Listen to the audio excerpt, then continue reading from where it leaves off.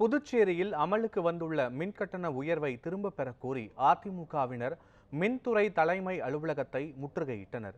கடந்த ஜூன் மாதம் இணை ஒழுங்குமுறை மின்சார ஆணையம் பொதுமக்களிடம் கருத்துக்களை கேட்டு வீட்டு உபயோகம் மற்றும் வர்த்தக பயன்பாட்டிற்கான மின்கட்டணத்தை உயர்த்தி அறிவிப்பு வெளியிட்டது.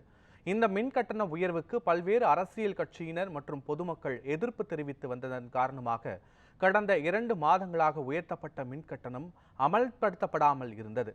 இதற்கிடையே உயர்த்தப்பட்ட மின்கட்டணம் கடந்த ஜூன் மாதம் 12ஆம் தேதி முதல் முன் தேதியிட்டு வசூலிக்கப்படும் என மின்துறை அறிவித்தது.